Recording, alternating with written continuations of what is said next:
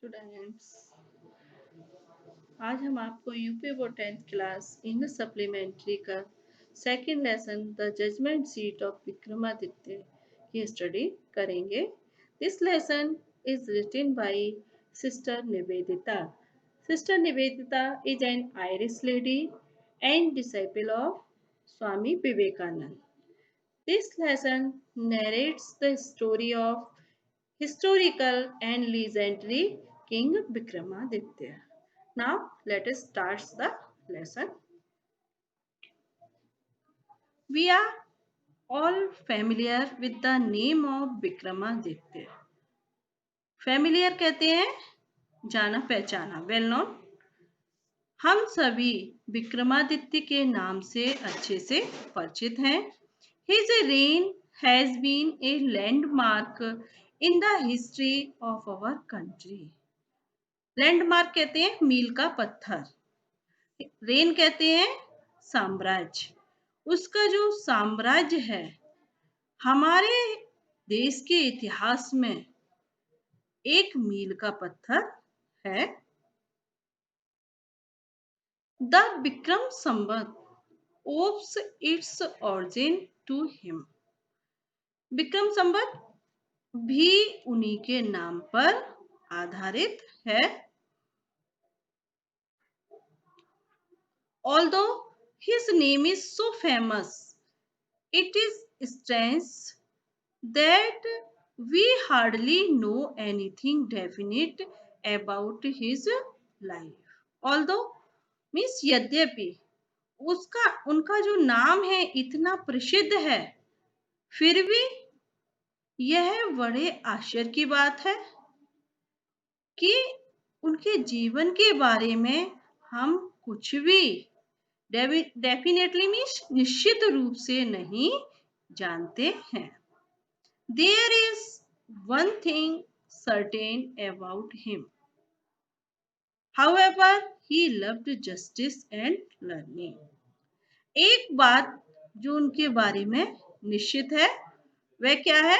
वह यह है कि वे न्याय और ज्ञान से प्रेम करते थे। He gave perfect justice to his people and gathered learned men about him in his court. और वो हमेशा उन्होंने अपने लोगों को पूर्ण न्याय दिया और अपने दरबार में विद्वान लोगों को ही एकत्रित करते थे। It is said, ऐसा कहा जाता है, that he was the greatest judge in the history. और ऐसा माना जाता है कि वे इतिहास के सबसे महान न्यायाधीश थे। Vikramaditya was never deceived. Vikramaditya को कभी भी धोखा नहीं दिया गया, मतलब किसी से उन्होंने कभी धोखा नहीं खाया। Nor did he ever punish the wrong man. और ना ही उन्होंने कभी गलत व्यक्ति को पनिश किया। The guilty trembled when they came before him. और गिल्टी ट्रेम्बल्ड कहते हैं कांपना, और गिल्टी कहते हैं अपराधी। अपराधी जो है कांपने लगता था when they came before him. जब वो उनके सामने आता था तो वो कांपने लगता था। For they knew that his eyes would look straight into their guilt. क्योंकि वो जानते थे कि उनकी आंखें उनके द्वारा किए गए अपराध को स्पष्ट रूप से देख लेंगी। And those who came to him with difficult problems were always satisfied by the way he solved them. जो लोग आते थे, those who came to him, वो जो उनके पास आते थे, अपनी कठिन से कठिन डिफिकल्ट प्रॉब्लम्स, कठिन से कठिन समस्याओं को लेकर आते थे, और ऑलवेज सेटिस्फाइड, सेटिस्फाइड मीन्स संतुष्ट होना, और वो उनकी समस्याएं सुलझाने के ढंग से सदैव वो संतुष्ट हो जाते थे। And so in India after him, whenever any judge pronounced his judgment with great skill, it was said of him, "Ah, he must have sat on the judgment seat of Vikramaditya." और उनके बाद, इसलिए जब भारत में उनकी मृत्यु के बाद जब भी कोई न्यायाधीश अपनी पूर्ण योग्यता के साथ, स्किल मीन्स योग्यता के साथ निर्णय सुनाता था, प्रोनाउंस मीन्स निर्णय देना, सुनाना, जजमेंट का सुनाता था, तो उनके बारे में कहा जाता था, ओ वह अवश्य ही विक्रमादित्य के न्याय सिंहासन पर बैठा होगा, इसलिए उसने न्याय पूर्ण रूप से दिया है। Has anyone ever seen the judgment seat of Vikramaditya? क्या किसी ने कभी विक्रमादित्य का न्याय सिंहासन देखा है? Perhaps not, शायद नहीं, because the seat does not exist anymore, क्योंकि जो सिंहासन है अब नहीं रहा, अस्तित्व नहीं है उसका, मतलब अब नहीं रहा।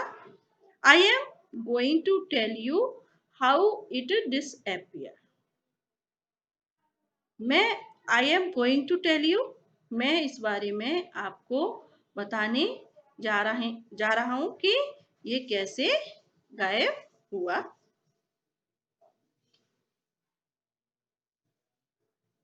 After the death of Vikramaditya, Vikramaditya की मृत्यु के बाद, the people of Ujjain in due course of time forgot him, Vikramaditya की मृत्यु के बाद समय बीतने के साथ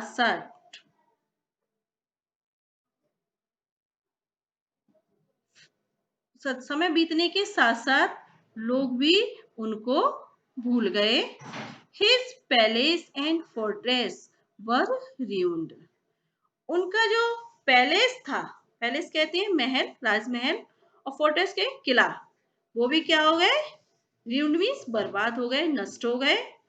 The heaped up ruins, अब heaped up मीन्स कहते हैं ढेर, जो इन खंडरों का जो ढेर था, have been covered with grass, वो घास से, डस्ट मीन्स धूल, धूल से, एंड ट्रीज, किससे भर गया था? वो कवर्ड हो चुका था ट्रीज से, पेड़ों से, और इस सब चीजों से वो ढक गए थे। Were turned into a pasture land for feeding the cattle, और वहां पर जब घास हो गई, पेड़ हो गए, तो एक तरह से वो किस में बदल गया? पास्चर लैंड में बदल गया। पास्चर लैंड कहते हैं चरागाह, चरने का जो स्थान होता है उसे पास्चर लैंड बोलते हैं। वो पशुओं को चरने का स्थान बन गया।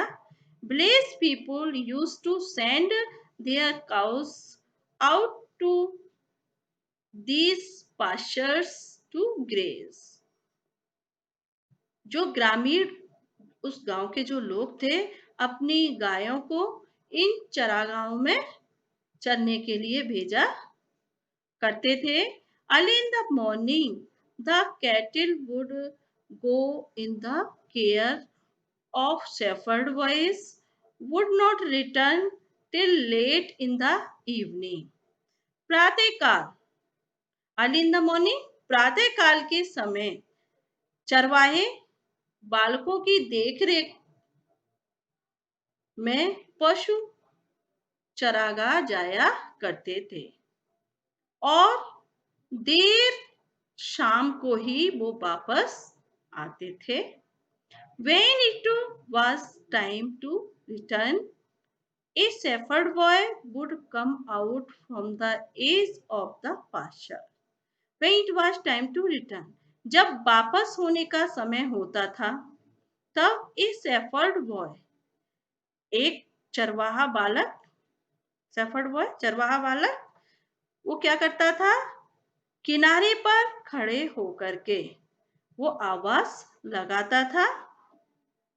All the cattle along with their cow herds would gather round him and together they would turn homewards.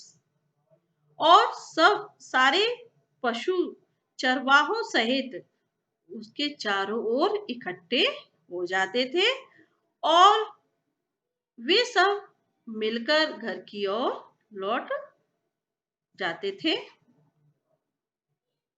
Next para है, such was the life of shepherd boys in the villages about Ujjain. Such was the life of shepherd boys. इस तरह जो उज्जैन के आसपास के जो गांव के चरवाहे बालक थे उनका जीवन इस प्रकार का था। वो पढ़ते लिखते तो थे नहीं, सुबह से जाते थे और शाम को वापस आते थे। There were many of them and in the long days of the pastures they had plenty of time for fun। और इस तरह से ऐसे लोगों की संख्या बहुत ज्यादा थी उन, और पूरे दिन में वो चरागाह पर वो क्या करते थे, खेलते और कूदते रहते थे और उनके लिए खेलने कूदने के लिए भी पर्याप्त समय होता था। One day they found a playground। एक दिन उन्हें एक खेल का मैदान मिला and how delightful it was। यह मैदान बहुत ही ज्यादा मनोरम था, बहुत ही ज्यादा आनंददायी था। The ground under the tree was rough and uneven। और जो पेड़ के नीचे का यह मैदान, जो पेड़ों के नीचे का जो यह मैदान था, ये कैसा था, अनइवन कहते हैं असमतल, और रफ था, रफ कहते हैं खुरदरा, इस तरह का था। Here and there the ends of a great stone peeped out। और पीप आउट कहते हैं निकलना, बाहर की ओर थोड़ा सा निकला हुआ हिस्सा। तो वहां पर, यहाँ और वहां, here and there मीन्स इधर उधर, end of the a great stone peeped out, इधर उधर क्या था, बड़े बड़े पत्थर के सिरे निकले हुए थे, थोड़े थोड़े निकले हुए थे पत्थर के सिरे, और बीच में एक हरा भरा सा एक माउंड कहते हैं टीला, माउंट कहते हैं टीला, ग्रीन मीन्स हरा, एक हरा भरा बीच में एक क्या था, टीला था, which looked very much like a जजेस सीट। वो कैसी लग रही थी, एक जज की सीट की तरह लग रही थी, किनारे किनारे पर पत्थर उठे हुए थे और बीच में एक हरा सा टीला था। At least one of the boys thought so and seated himself on it। उनमें से एक लड़के ने कुछ सोचा और उस पर जाकर बैठ गया। I say, boys, he cried, I shall be the judge and you can bring all your cases before me and we will have trial। मैं कहता हूं लड़कों, मैं न्यायाधीश बनूंगा और तुम अपने सारे मुकदमे मेरे पास ला सकते हो तथा मैं उनका फैसला करूंगा। Then he straightened his face and became very grave to act the part of a judge. और straighten means सीधा, एकदम से सीधा होना। तो इसके बाद उसने अपना चेहरा सीधा कर लिया और एक न्यायाधीश का कार्य करने के लिए वो क्या हो गया, ग्रेव, ग्रेव कहते हैं गंभीर, सीरियस हो गया अपने एक न्यायाधीश का पार्ट अदा करने के लिए।